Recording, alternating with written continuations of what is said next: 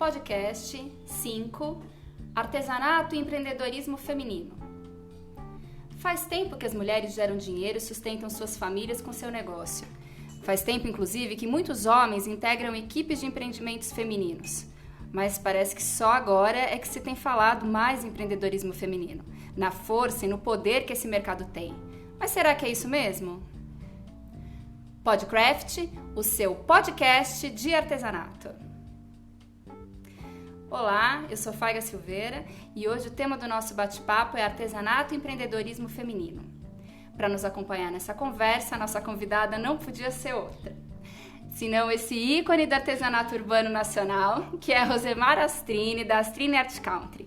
Ela que é artesã, artista plástica, professora, dona de marcenaria, líder de equipe, mãe, filha, irmã, corintiana, mulher.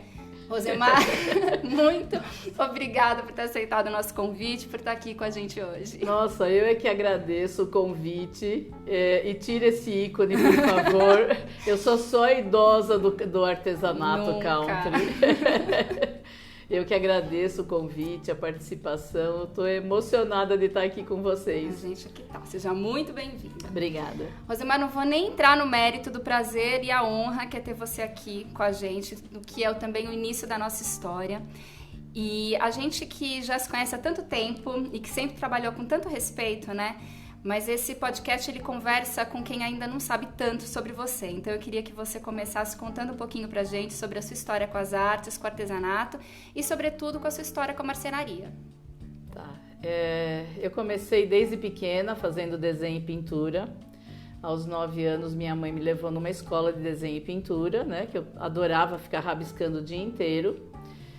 Tive alguns ensejos na escola primária.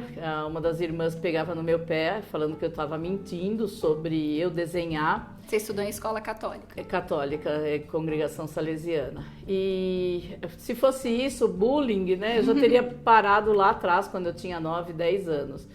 E isso fez com que o meu amor por artes, por pintura, por desenho, isso só florava cada vez mais, né? E aí depois eu fui fazer IAD, Instituto de Arte e Decoração, ali na Avenida Angélica. Essa escola infelizmente veio a acabar. Eu fiz o colegial técnico em desenho de comunicação visual. Depois eu pulei, fiz FAAP, artes plásticas, fiz desenho técnico e fiz decoração de interiores. Isso há quanto tempo? Não vamos falar em tempo, na idade, porque, né? É o que eu tô falando, eu sou a vovó do artesanato, porque já pinto e faço desenho e pintura há muitos anos. Hoje eu tô com 61, eu não tenho vergonha de falar a minha idade. Eu tenho orgulho da idade que eu tenho e ainda como eu estou na ativa, né? Sem dúvida. Por incrível que pareça, todo mundo me conhece como a louca do artesanato. Eu me intitulo a workaholic de plantão, né? Tinha acabado de separar do meu marido, tinha uma criança de 8 meses para eu sustentar. E eu tinha saído de uma escola que era ao lado da minha casa, grudado, assim, um quarteirão. As crianças, inclusive, me acompanhavam, era uma festa, eu dava aula para a vizinhança, né? Qual região de São Paulo? Na Casa Verde, ali na Vila Baruel. E tudo, de repente, me vi deslocada para um bairro perigoso. Sendo que num dia, eu estava 15 dias dando aula, tinha acabado de tirar um carro 0 km da concessionária, e isso recém-separada, fui quase assaltada. Cheguei em casa branca, que nem uma cera, eu falei, não posso falar para minha mãe que eu quase fui assaltada. E aí minha mãe olhou para minha cara, fez assim, aconteceu alguma coisa. Aí eu falei assim, bom, tenho que contar. Falei, eu fui quase assaltada, conseguiram arranhar o carro, me apedrejaram, tudo. E nisso minha mãe falou, você não vai mais dar aula nessa escola. Nisso, no dia seguinte, eu falei, não, tenho que ir, eu tenho uma criança para sustentar. Estava separada, o pai não dava pensão nem nada, né? Aí ela ligou pro meu irmão, falou, essa maluca tá querendo ir lá dar aula de novo e tem que brecar isso daí. Aí meu irmão veio e fez assim, se você não parar com isso, eu vou parar com você. E aí, por livre e espontânea pressão. Por livre e espontânea pressão. Aí eu parei e ele fez assim, não me enche o saco, vai fazer curso de culinária. E eu, Deus o livre, que eu não gosto de culinária, eu só gosto de comer, sou gordinha e adoro comer. Mas assim, deu que eu fazer alguma coisa de culinária, sem chance. Aí eu já tinha um interesse em fazer o curso de marcenaria, porque na FAAP a gente passou por vários laboratórios. Então a minha paixão era litografia, né? Eu cheguei a fazer várias exposições coletivas com outros artistas em lito. E aí, de repente, eu falei assim, puxa, marcenaria. Eu dava atendimento como decoradora. Na época, eu dava aula na escola técnica também, no Albert Einstein, o curso de designer de interiores. Litografia, só para esclarecer, é uma técnica É uma técnica artística que você imprime as pranchas, né, de papel numa pedra litográfica. É o mesmo sistema do Gutenberg quando fez a gráfica, tá? Então, assim, eu cheguei a fazer várias exposições. E aí, com isso, eu fiz assim, bom, a litografia para eu fazer, eu teria que ter mesa, eu teria que ter o tanque de acidulação, eu teria que ter um monte de coisa, um maquinário para imprimir as gravuras, não ia conseguir. Na época, uma artista plástica me convidou para trabalhar junto com ela, mas eu tinha que me deslocar e tinha o Diego pequeno, né?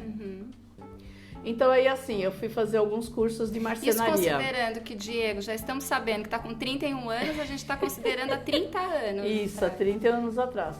Aí eu fui fazer curso de marcenaria. Fiz vários cursos onde eu era a única mulher no meio de vários homens. Aí assim, sofri pressão, o pessoal meio que tolhia o uso eu usando a máquina, entendeu? Aí numa das fases dos cursos de marcenaria, eu estava produzindo os cavalinhos de madeira para dar de lembrancinha pro meu filho, na festa dele de 5 anos, que eu fiz a festa do cowboy. Quer dizer, eu sempre fui muito country, né? Aquela coisa de viver em sítio, cavalo, sempre ligado com essas coisas, e música sertaneja tava na veia, né? Então o country, assim, aflorou com tudo junto. Quando eu estava fazendo o curso de marcenaria, eu comecei a fazer os cavalinhos no curso, porque eu não tinha maquinário. E um dos homens, um dos rapazes, foi me denunciar na direção. E aí eu cheguei em casa e falei assim, agora eu não vou conseguir mais fazer. Aí minha mãe, graças a Deus, na época estava muito bem de situação, falou assim, então aqui, ó, vai comprar 2 máquinas. E meu irmão me deu de presente uma outra. Quer dizer, aí começou toda a brincadeira, isso e aonde colocar essas máquinas, né? Então eu tinha uma suíte que ainda tenho na minha casa, que seria o quarto e banheiro da empregada, e a lavanderia, né? Então eu comecei ali com meus maquinários. Aí um inquilino desocupou uma casa do meu irmão falou assim, vai lá, desce as máquinas e fica lá brincando. Só que a brincadeira foi virando uma bola de neve. Eu comecei fazendo esses brinquedinhos pro Diego. Diego sempre é meu ponto de partida, não tem nem dúvida. E fazendo os brinquedinhos, uma amiga levou para uma loja de brinquedo educativo. E aí começou a pintar encomenda de 400, 800 e não sei o quê. Eu falei assim, agora eu tenho que contratar alguém para fazer a empreita. O Diego é seu ponto de partida e a educação, né? Sim. Porque toda a orientação que você teve, todas as formações e aí depois ainda trabalhar com brinquedos educativos. Sim, com certeza, porque tudo a ver, né? Eu fiz artes plásticas e fiz licenciatura plena em educação artística, né? Então, assim, quando ele era pequeno, minha mãe ficava com ele, chegava em casa, os dois se estabacando, riscando, fazendo o jogo da velha. Aí cheguei no curso de marcenaria, fiz assim, vou fazer um jogo da velha em 3D, com pecinha, eles vão mexendo. 3D há 30 anos, gente!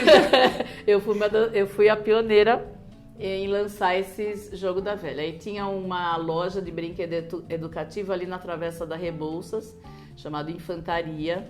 Essa moça me abriu as portas, era muito famosa essa loja. Ela me abriu as portas, me deixou os brinquedos em consignação. E uma outra loja na Vila Madalena chamada Estação Saudade também, eu levei o Sylvester Stallone. Ela falou, olha, me deu um jeito assim de falar, olha, eu vou dar chance para você, vou deixar você colocar essa peça em consignação aqui. Nisso ela colocou na porta da entrada da loja dela. E em uma semana passou a reportagem da revista Veja, foi aí que começou a bola de neve. literalmente... Aí não dava mais conta. Aí passou a reportagem da Veja, né? Aquelas boas compras da Veja. Pediu para a loja deixar fotografar, ela falou, a peça não é minha, é dessa artesã Rosemar Astrini, e aí eles me ligaram, aí saí eu na revista Veja, as boas compras de Veja em 1900 e bolinha, nem lembro o ano, mas... Mas era o ano em que a revista Veja era a maior referência, isso, né? Foi 90, a coisa já estava andando, já tinha a marcenaria andando, isso foi em 95. Tá. E em uma semana eu estava na Ana Maria Braga. No programa Note a Note, porque saiu na revista Veja, Sim. Eles me ligaram e eu estava dando aula nessa escola técnica estadual, né, do Albert Einstein. Aí minha mãe pegou o recado e falou assim, olha, te ligaram num programa, e o programa, imagina, eu nem assistia coisa de artesanato, porque eu dava aula, tinha que dar conta do Diego, levar para a escola, aquela coisa toda, lição. Mulher brasileira, mãe. Fazendo tudo. E eu nem sabia que programa era esse. Aí ela me convidou, conheci a Ana Maria pessoalmente.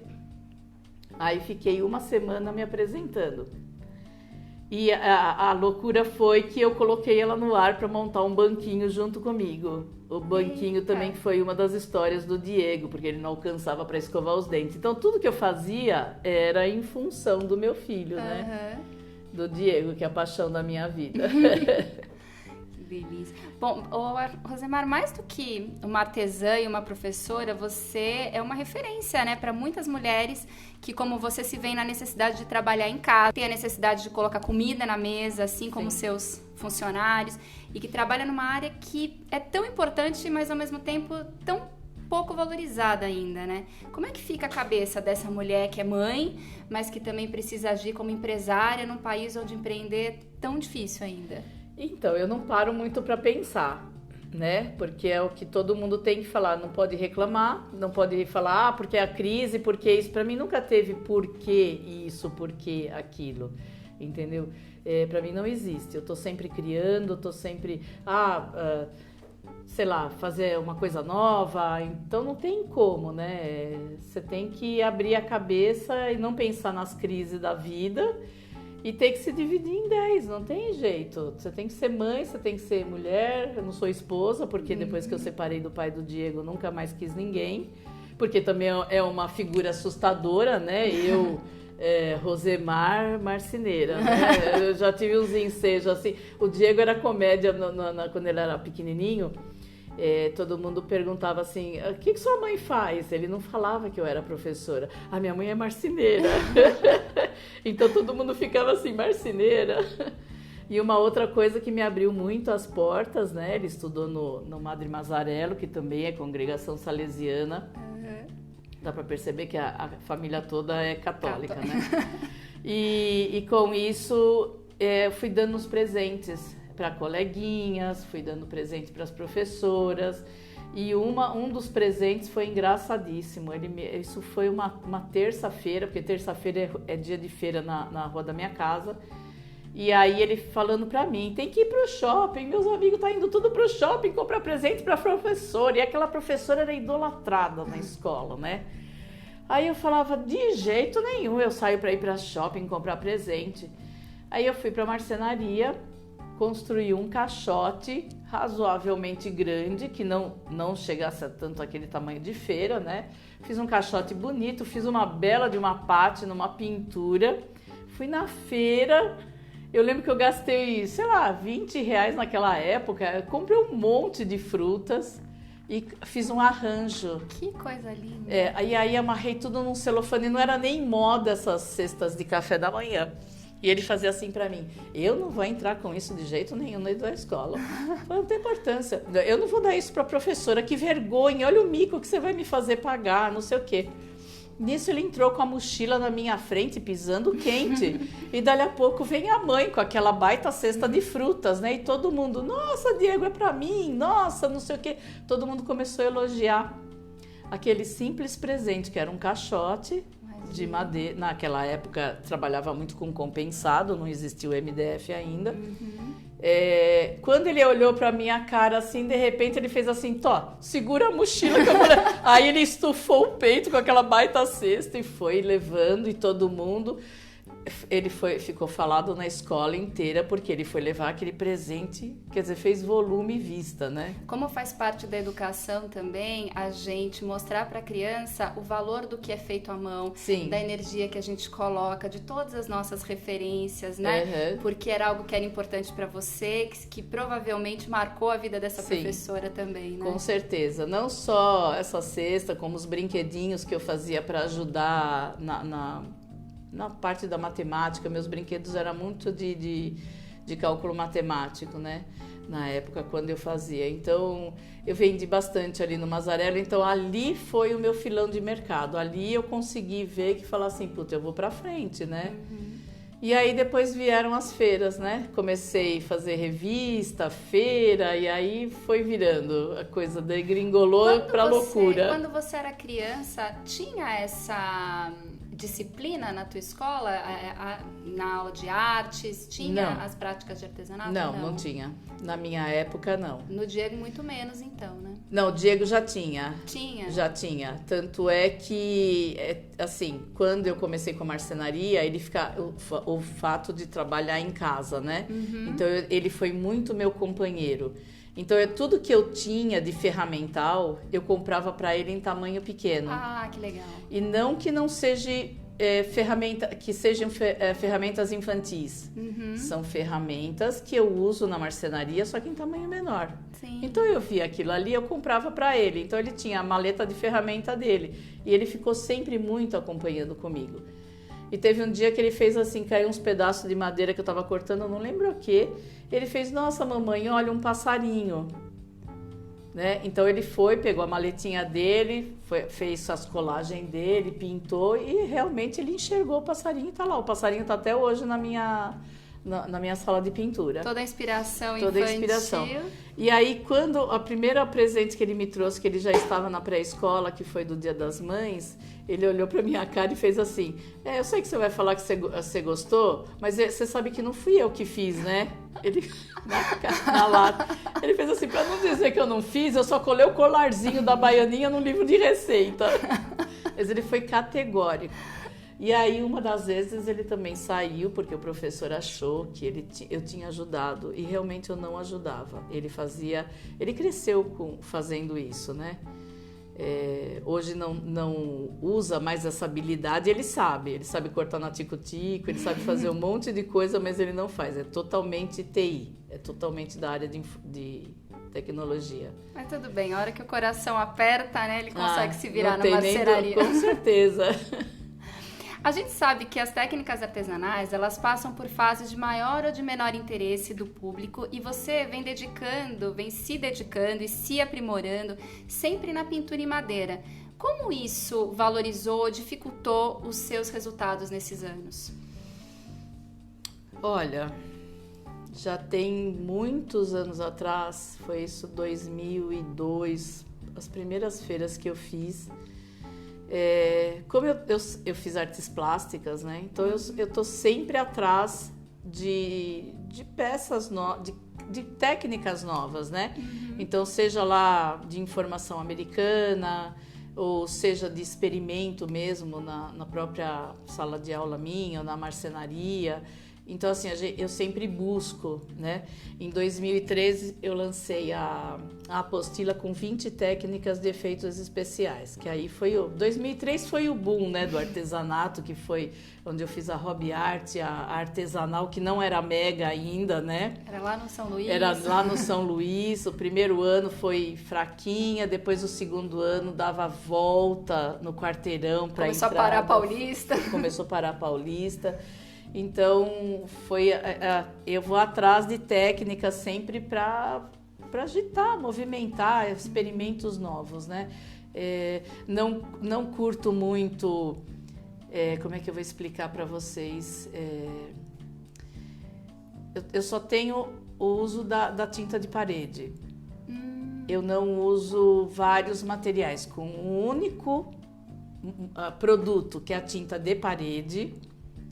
Eu consigo desenvolver várias técnicas e efeitos com a tinta de parede. E não ensinar, sei se deu para né? entender. Não, e ensinar então, né? Porque às vezes depende da falta de técnica, de conhecimento do artesão, e aí a necessidade de usar produtos próprios para aquele material, para aquela base. Aí, né? de repente, eu me vejo assim, o pessoal compra muitos produtos, muitas coisas, é tudo muito. E hoje, nessa crise que a gente tem que procurar um mínimo, gastar dinheiro, e sim fazer com que aquilo que a gente tem... Gerar dinheiro, né? Tem que fazer aquilo. Eu tenho técnicas que é feito com buchinha de cozinha, aquela verde e amarela, entendeu?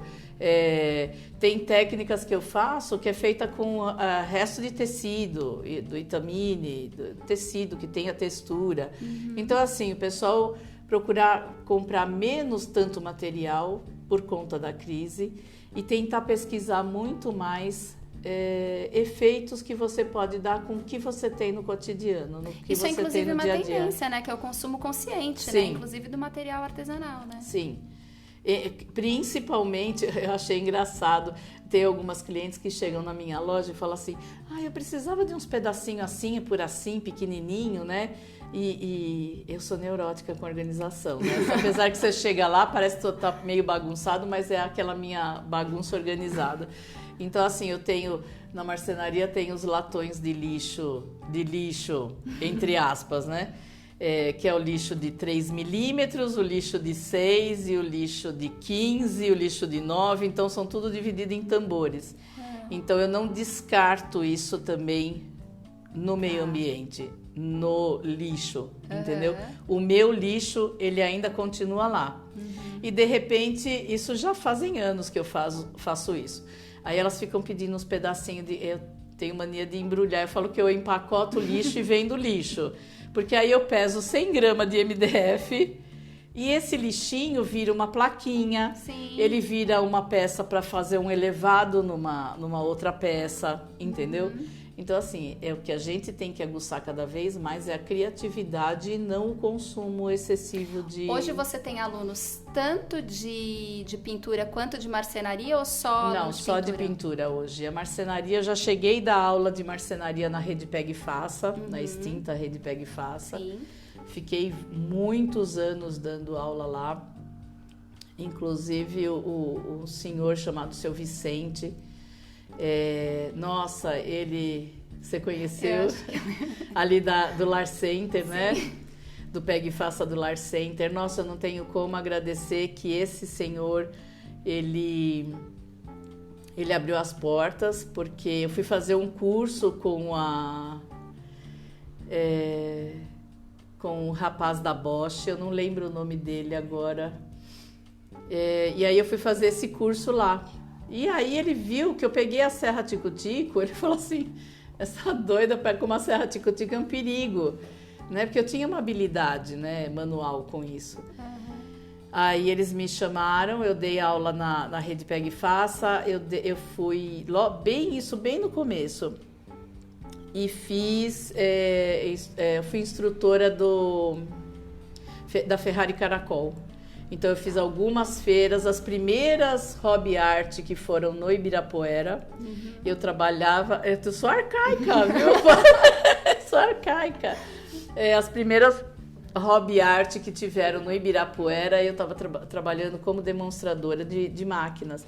Então, assim, eles abusaram e usaram, deitaram e rolaram, porque eu era uma aberração, né? Uma mulher, eu sou formada em artes plásticas, mas eu sou uma mulher marceneira, né?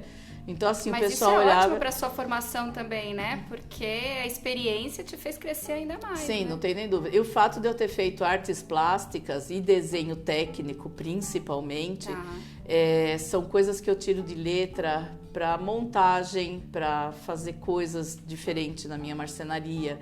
Eu crio os projetos, então eu sei projetar, eu sei fazer a parte técnica da montagem, né? Então, isso é uma dúvida que eu tenho, porque assim, gera muito valor, né? Porque é a criação e todo o insumo, né? Para você poder usar todo o seu maquinário, seus funcionários.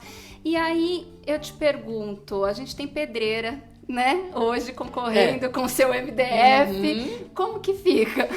Então, não fica. Fica assim, ó.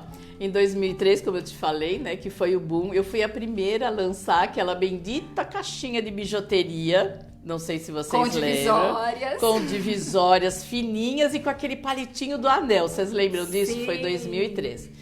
Entrou uma pessoa deste lugar desta cidade e eu sinto assim, quando é alguma coisa que é marceneiro, eu sinto de longe, né? Na hora que eu olhei, eu fiz assim para eles, deixa que eu atendo.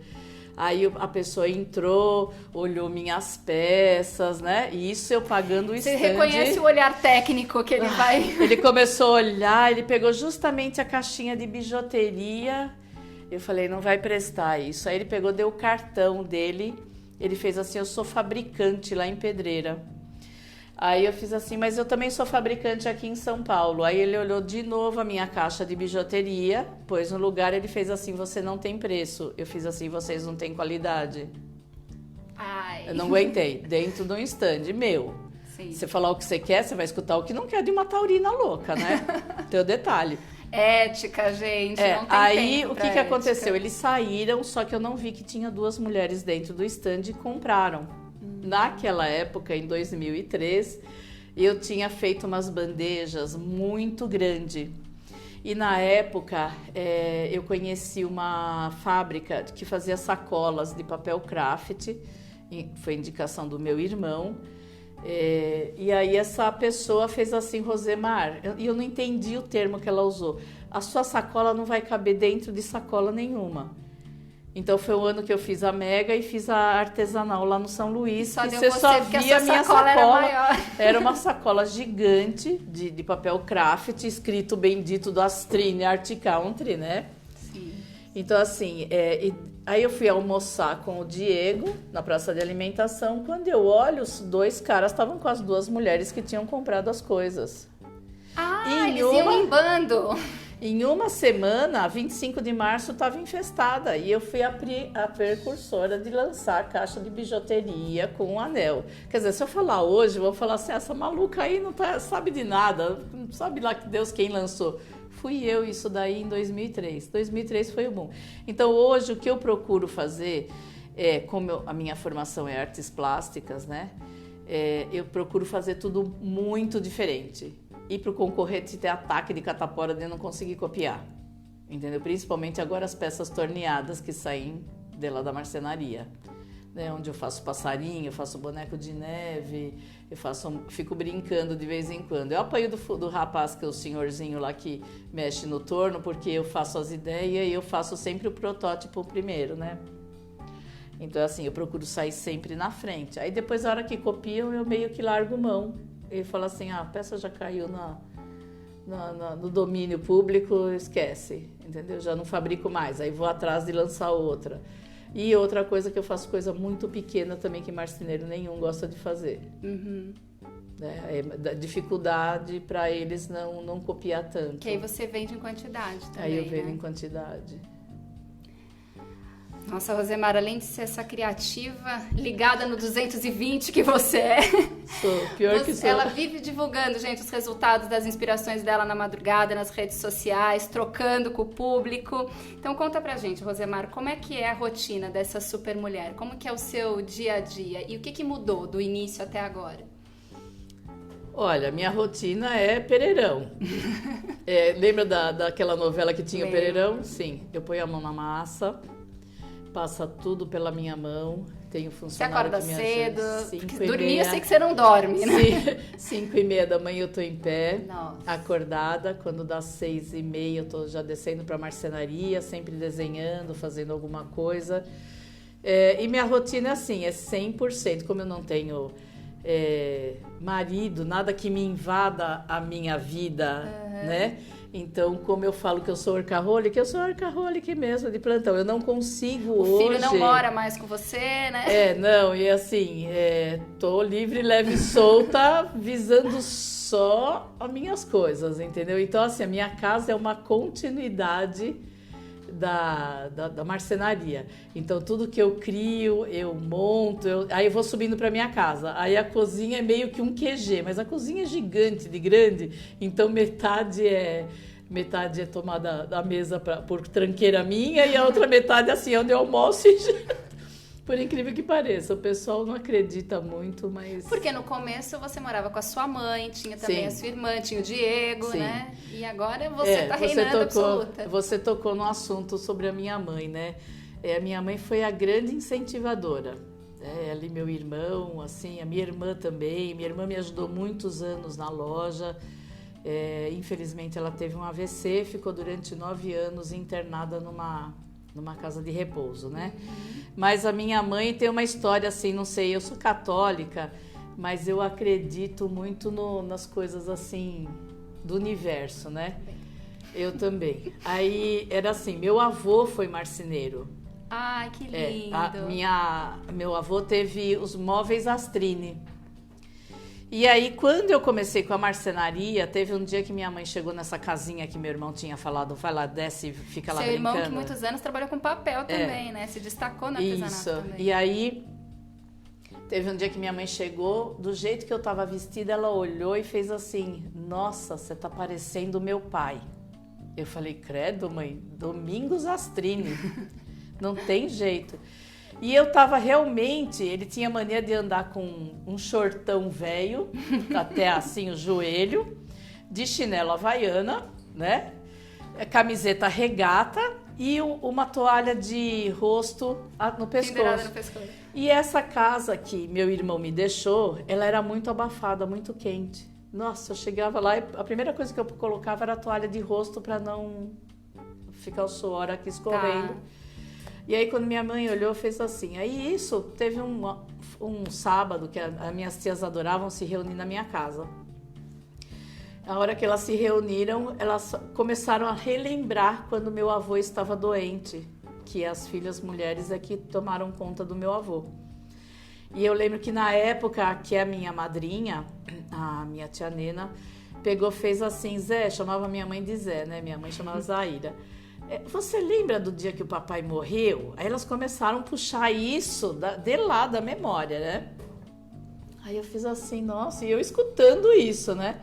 Aí a minha madrinha estava, no dia que ele morreu, ela estava na cabeceira da cama dele e as minhas outras 3 tias na parte dos pés da cama. Aí diz que ele virou, olha, até me arrepia, Deus que me perdoe de lembrar isso, é tão emocionante que só por Deus. Aí esse meu avô virou para essa minha tia, que é minha madrinha, fez assim, eu vou, mas vem uma menina. Ai, tô arrepiada também. Aí minha mãe e minhas tias, imagina, pai, ninguém vai estar mais engravidando, não sei o que lá. Minha mãe engravidou, perdeu a criança. Depois ela engravidou de novo, naquela época, como os maridos eram umas topeiras, né? Estavam levando ela numa parteira. Mudaram, gente? Espero que sim, hein? Com certeza. Aí, essa minha madrinha falou, não, vou te levar no meu médico, ginecologista, escondido do meu pai. Tá. Ele fez assim, você não tem quisto nenhum. Você tem... Você grávida. Minha mãe, impossível, não sei o que lá. Mas meu avô, antes de falecer, elas contavam, né? Porque hoje todas são falecidas, que meu avô preveu a minha vinda. E mal eu não assim, eu tenho medo de fazer essa coisa de reencarnação, eu morro de medo. Mas eu tenho coisa que eu soluciono na marcenaria que eu falo, gente, de onde eu tirei isso? Não sou eu. Sabe? É coisa de resgate, coisa de assim, que eu visualizo a coisa e... Que lindo, tá no sangue. E é gozado assim. Eu recebi um e-mail uma vez de uma pessoa de Brasília. Ela me mandou a foto de um armário da mãe, querendo saber das peças que estavam faltando, e ela digitou Astrini. O que aparece? Rosemar Astrini, aparece Astrini Art Country no Google. Só que aí ela falou, olha, me ligou dela de Brasília, falou, tô com uns móveis, tem uma etiqueta atrás, móveis Astrini. Meu avô, tudo que colocava nos móveis, ele colocava um selo de garantia. Então eu recebi ligações assim, já estava com a marcenaria bem andando. Eu recebi de Porto Seguro um rapaz que herdou um barzinho e ele queria saber dos vidros bisotados e de uma porta, perguntou se eu fazia.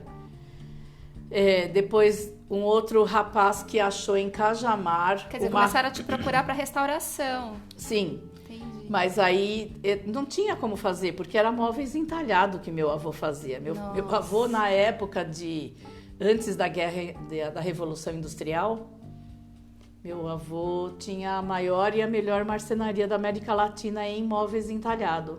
Nossa. Aí quando veio a Revolução Industrial, começou a vir armário embutido, aquelas coisas de compensado, e aí foi degringolando a marcenaria do meu avô, que era só móveis de madeira maciça. Eu hoje ainda tenho na sala de jantar todo o mobiliário que ele deu de casamento para minha mãe. Não tem o cupim que você possa imaginar, não tem nada, os móveis estão intactos. Que coisa. E a mesa da sala de aula, onde eu dou aula, foi a mesa que ele fez, a primeira mesa elástica no Brasil. Foi ele quem produziu para reunir todos os filhos e os netos. É uma família de criadores e precursores. E aí a mesa está comigo. A mesa foi para o sítio do meu irmão se desfez desse sítio, eu não tinha onde pôr uma mesa de quase 5 metros de tamanho, e aí veio para o espaço da minha sala de aula. Então, muita coisa. E teve um outro ensejo também, que uma amiga minha falava, nossa, minha tia tem um armário que parece ser igual desses daqui, da sua casa, da sua casa, é o mesmo estilo. E aí essa tia dela teve uns problemas, ela internou numa casa de repouso.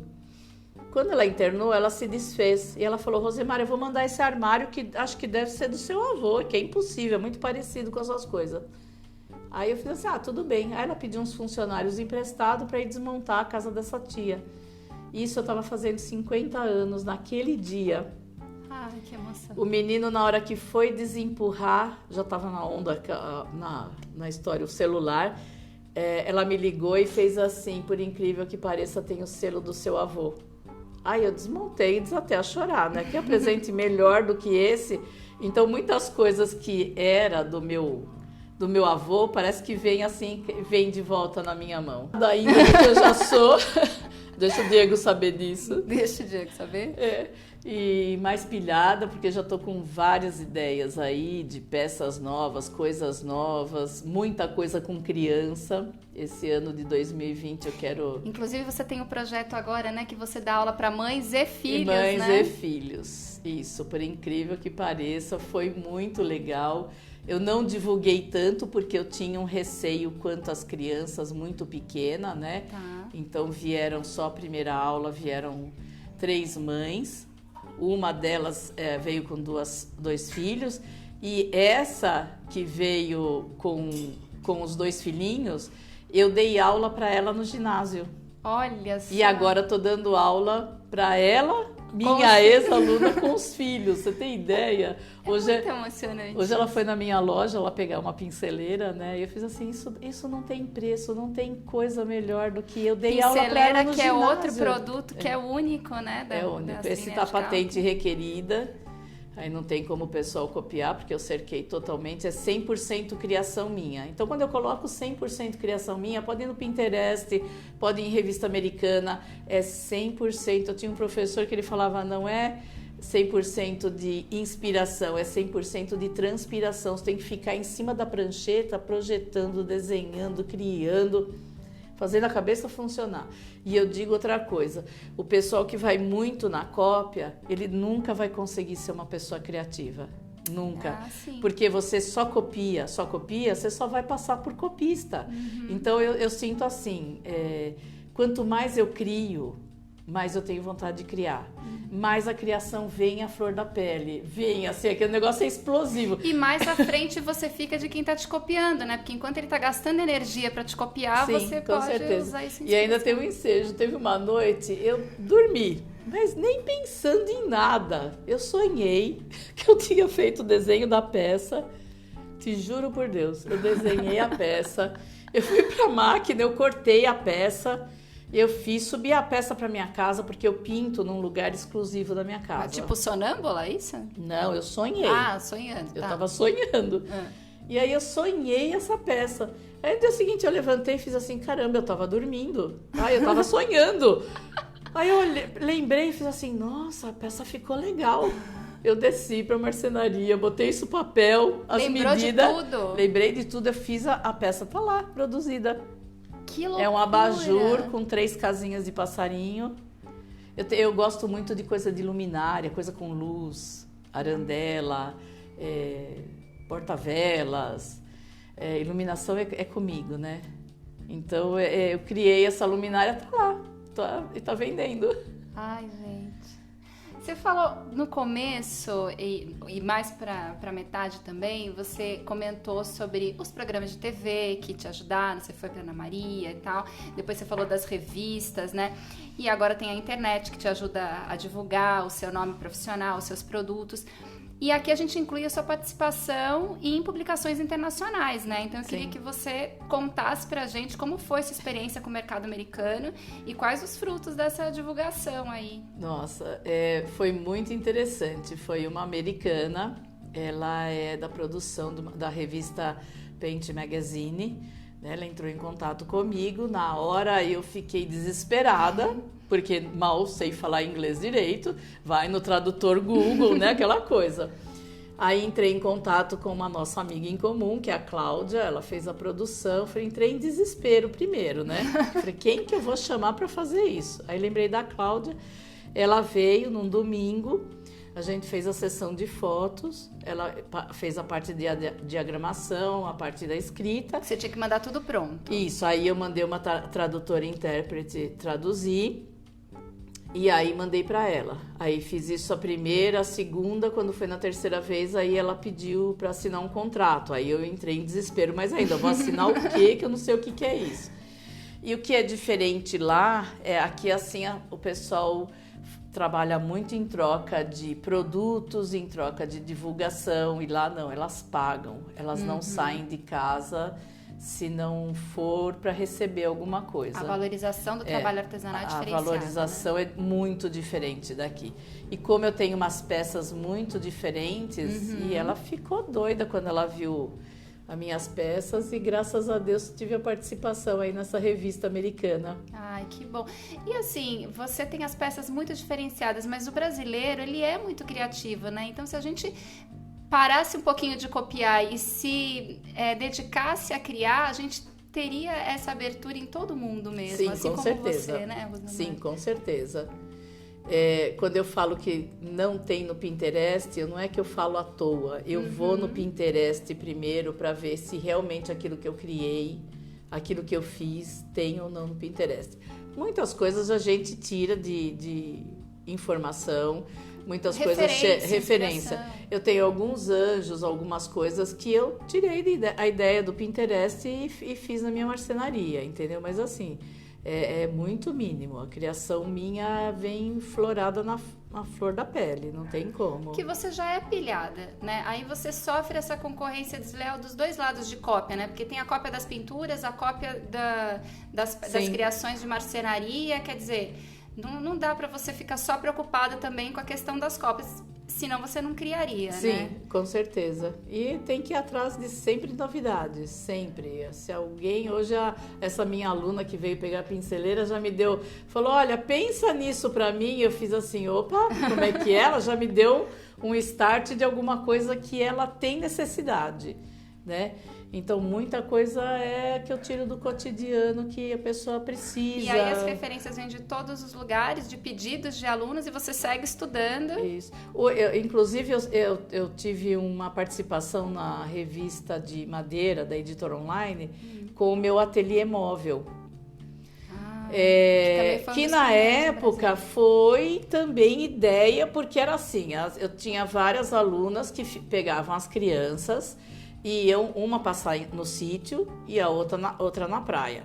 E aí o marido chegava na hora de carregar o carro, via sacola disso, além da sacolaiada e mala de roupa, de comida, não sei o que, tinha as coisas de artesanato. Então elas falavam assim, eu preciso de uma caixa que transporte tudo, a tinta, o pincel, o tanquinho, o secador, para o meu marido não encher o saco e pegar uma única peça. foi aí que eu fiz o ateliê móvel. Que também foi um sucesso, que hoje você só faz sob encomenda, né? Porque dá um trabalhão. Dá um trabalhão e ele é um organizador. A pessoa coloca tudo lá dentro e o marido inclusive de uma, falava assim, eu não vou carregar esse negócio. Logicamente, ele cheio fica pesado, mas ele tem rodinha, tem a coisa para puxar como se fosse uma mala, entendeu? Quanto tempo para desenvolver esse ateliê móvel? Eu acho que foi uma semana ou 15 dias. Mas isso porque é padrão Astrine.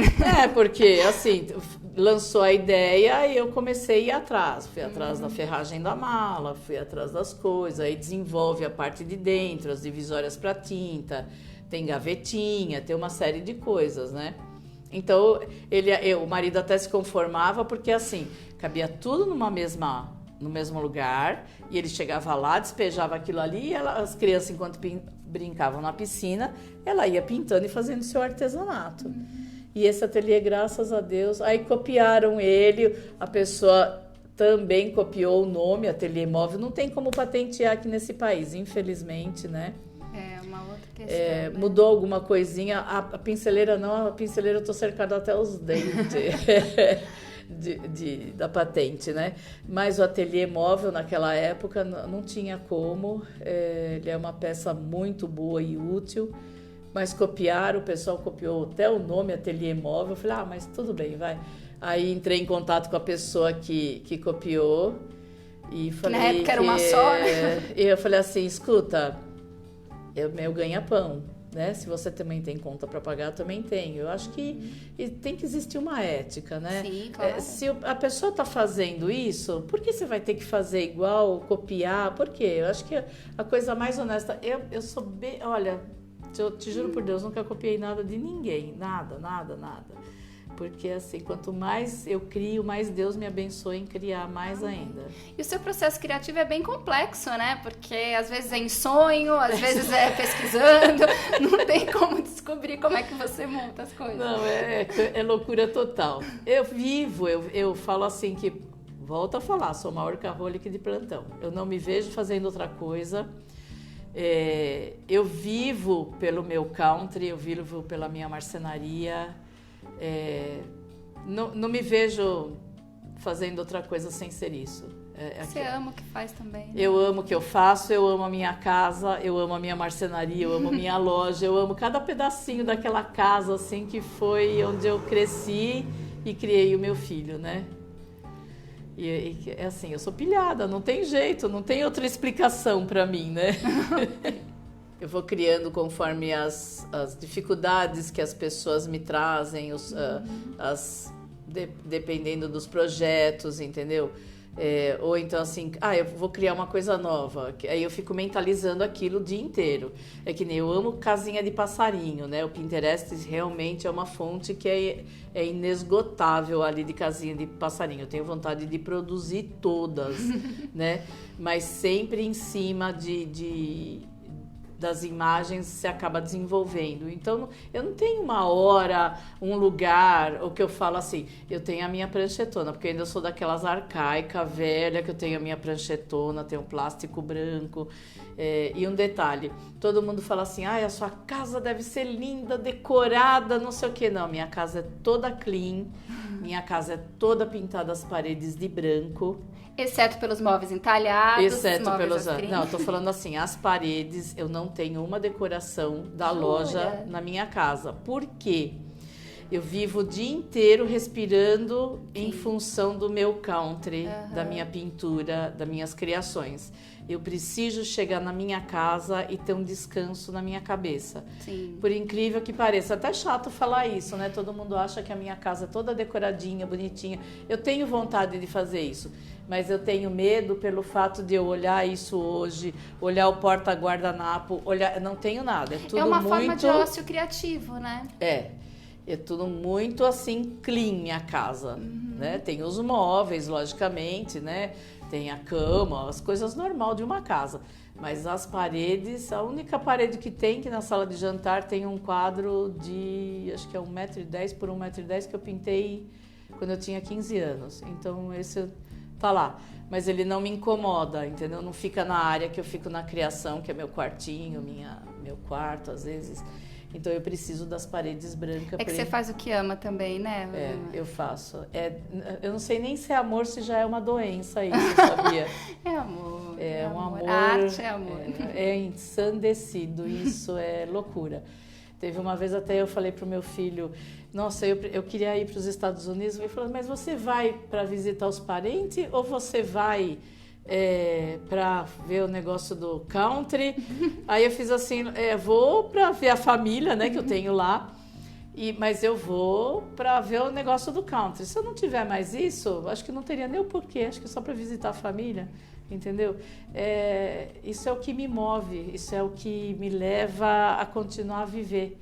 Eu acho que se eu não tiver mais isso, eu pode começar a comprar o caixão. Bate na madeira. Não, que é minha vida, não tenho o que falar. Meu country, minha marcenaria, a minha loja. Por isso que faz o que faz, que é quem é, né? E ainda sou polivalente, né? Sou bombril, porque minha mãe me obrigou a fazer, com 14 anos, minha mãe me obrigou a fazer corte e costura. Nossa, eu odiava. Você também costura? Eu costuro assim, né, em off. Aí ela fazia assim, não, você vai aprender a costurar. Aí eu falava assim, mãe, você não quer os vestidos, as roupas, não sei o quê, você vai aprender a costurar. Eu até aprendi. Hoje, se eu falar para você que eu sei fazer uma roupa, alguma coisa, eu vou estar mentindo porque eu não sei. Mas o que ficou dessa obrigação que a minha mãe me fez de aprender a costurar, fez com que eu, na hora que eu criasse as minhas bonecas, que é a minha paixão também, né, que é desde pequena que eu amo boneca, fez com que eu criasse um modo de fazer a costura criativa e fácil para aquela pessoa que não sabe costurar. Sim. Onde não vai envolver máquina de costura, eu com simples agulha e alinhavo, eu consigo ensinar e fica aquelas bonecas bonitas com aqueles vestidinhos cheio, né? Eu sou daquelas que não sabe cozinhar, que não sabe costurar, então... Eu não sei costurar e nem cozinhar, mas eu arranho. Então, também não. As cortinas da loja sou eu quem costuro hoje, né? Porque antes eu tinha minha irmã que fazia tudo isso daí. Mas a mão ou a máquina? Não, a máquina, né? Eu tenho uma maquininha velhinha. Então também mexe na máquina. Então assim, que nem agora esse final de ano foi febre nos Estados Unidos, nos sites, nos Instagrams da vida que eu sigo, as cortinas e as decorações em tecido, xadrez branco e preto. E eu, logicamente, amo branco e preto, né? Não sei porquê. Não sei porquê. Aí eu falava assim, nossa, eu preciso dessas cortinas. Aí fui num lugar, comprei o tecido, aí costura reta, eu vou embora, entendeu? Aí todo mundo fala, nossa, mas você colocou o laço pra dar. Eu falei assim, olha, não olha muito, tá bonito de longe, mas tá ali, né? Então, assim, cada decoração que eu troco, eu invento até as cortinas novas. É tudo para combinar. E combina, tá tudo certo. Rosemary, eu queria agradecer imensamente a sua presença, as informações que você trouxe aqui pra gente durante esse podcast. Acrescentar que se você ainda não conhece o trabalho desse ícone, sim, da pintura em madeira, da marcenaria, que pode conhecer mais sobre ela, sobre os produtos, principalmente nas redes sociais, porque ela não é muito do site. Ela é super antenada nas redes sociais, responde super rápido, responde todo mundo, dá o telefone dela pra todo mundo, é uma coisa doida. Tem mais alguma coisa, Rosemary, que você quer acrescentar? Alguma coisa que você queira reforçar? Ou algum assunto que a gente deixou de falar? Não, esse espaço é seu. Eu só tenho a agradecer a vocês, né, por terem pelo convite. Quero deixar aqui o convite estendido para as pessoas que quiserem conhecer o meu mundo encantado, que é assim como eu chamo a minha loja. É encantada mesmo. Minhas Trine Art Country, tá? Quem quiser, tô lá de segunda a domingo, de domingo a segunda. Fica à vontade para dar o endereço. Inclusive, até vou falar outra coisa que a gente esqueceu. Na semana de feiras da Mega e outras feiras, legal. Eu tenho sempre horário estendido. Eu começo às 6h30 da manhã e vou até às 11h30 da noite. Às 23h30, tá? Então, assim, eu tenho hoje, com 61 anos, não quero mais fazer feira. Muita gente vem até minha loja, entendeu? Sim. Vem tomar um café comigo. Então, quem quiser, que vem de fora, do interior, de qualquer parte do Brasil, é só agendar comigo. E volto a falar, eu como boa workaholic de plantão e eu moro em cima da loja e da marcenaria, tá? E aí é só agendar comigo. É só agendar comigo, eu atendo sábado, domingo, feriado. Tem gente que às vezes vem do interior, fala, eu posso ir ver sua loja, eu posso fazer compra? Pode, lógico que pode. Isso todas as feiras ou só a Mega Artesanal? Não, a Mega tem as outras de patchwork, de scrapbook. Então, gente, tendo feira, fica ligado no calendário das feiras e questiona a Rosemara aí nas redes sociais. E sem contar que atende sábado, domingo, já cheguei a atender domingo à noite, então é só marcar comigo que eu atendo. Eu amo trabalhar, eu amo o que eu faço. Tá ótimo. Então é isso, gente. Eu queria agradecer a você que esteve aqui conosco durante esse bate-papo. Dizer que se você gostou dessa nossa conversa, que continue explorando as novidades do canal Craft, falando desse assunto que a gente ama, que é o artesanato. E finalizar dizendo que eu te espero na próxima semana aqui no Podcraft, o seu podcast de artesanato. Obrigada, até mais!